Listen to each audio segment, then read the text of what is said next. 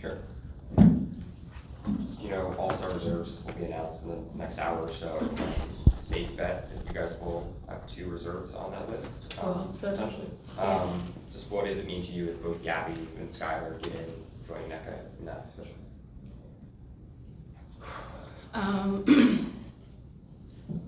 I think it's deserving of either one of them to be able to be in an all-star game amongst the best in our league. I think they body of work speaks for itself. Sky has been amazing this season, in particular in the league longevity, what she's done. And Gabby, I don't even know why I'm feeling like this, but Gabby just coming from having played in the Olympics, a toe on the line away from taking USA. She's an amazing human being, and I think the way that she's playing speaks for itself. Her numbers, don't lie, and honestly, alongside NECA, I think those 3 have just complement each other well. Hi, Noelle. I'm curious, so in New York, Kennedy Burke is one of the top 3-point shooters in the league. You coached her in 2021. So I'm just curious what you've seen from her game that's allowed her to do what she's been doing. Yeah, honestly, I always love talking about Bruins, even though she's on the other team. I think Kennedy has put the work in not only here but overseas. Right now in this offense, a lot of her threes are catch and shoots. So the amount of gravity that Stu and Sabrina and Marine and everyone on that team, JJ's off the floor, that they bring allows Kennedy to get some good looks, and she's been consistent on those looks, shoot 50% from 3. But also it's other things that she does defensively, able to defend multiple positions, get some easy ones, steals and all those things. I think she's in a great pocket of basketball. She's a champion. What she's done overseas has been amazing as well. So I think the system allows her to be exactly what she is.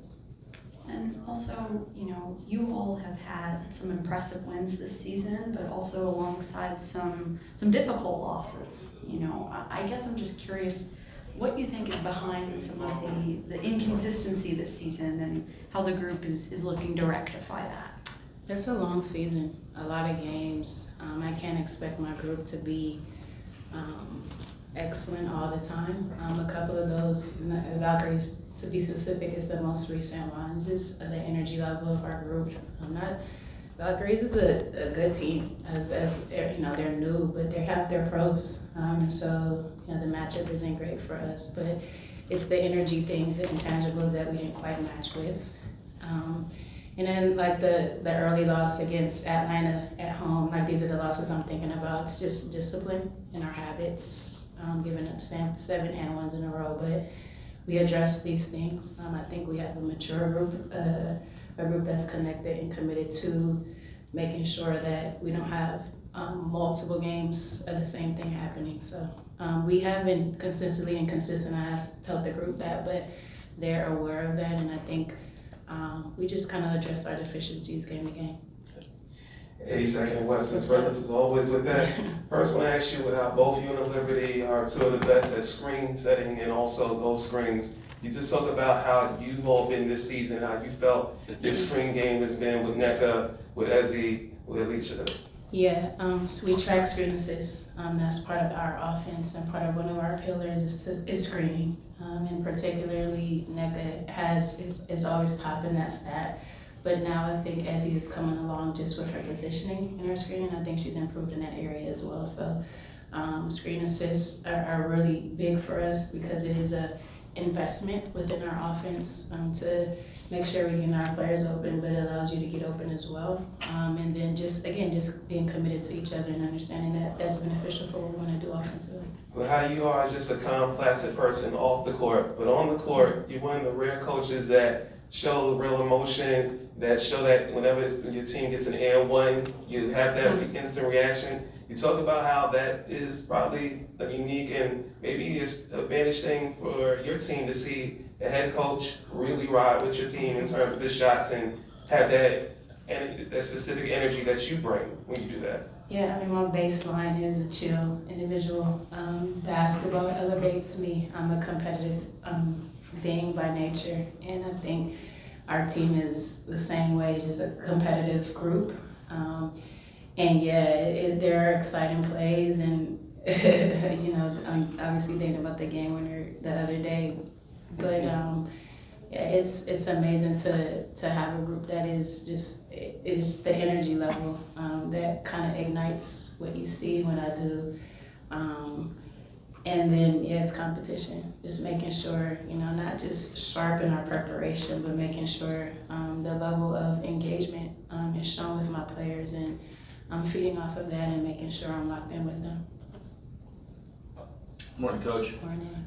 Can you just talk about NECA's consistency over the years? I mean, when all said and done, she'll probably go down as one of the top players in the league's history, but seems to be under the radar in some ways, which is sad to hear or see for what she's done for this league and for you guys. Yeah, she's the most underrated #1 pick, future Hall of Famer. And I said this the other day, NECA's probably the most disciplined person I know.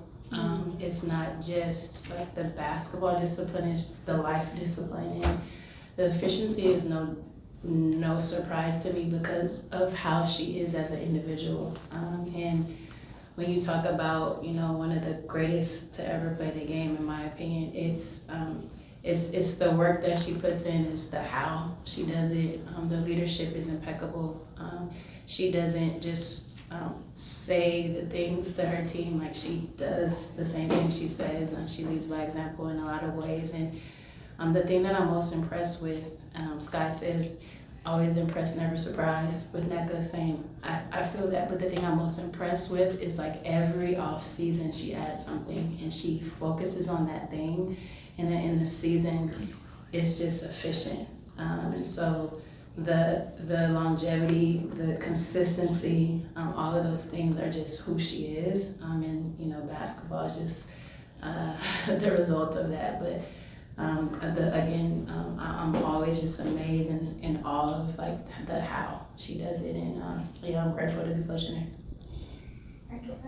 Hi, Coach. One player that's in the middle of like a scoring renaissance this season is Erica Wheeler. You've had the chance to play against her, now coaching her. So how has it been for you to see her refine that energy under your system? Yeah, I mean, you know, she's career numbers right now, the best she's had, I think, in a few seasons. It's just an example of what happens when you pour into a player and have confidence in that player, and said player then performs at a high level because she receives that. I think we put her in positions on the floor where she can find success.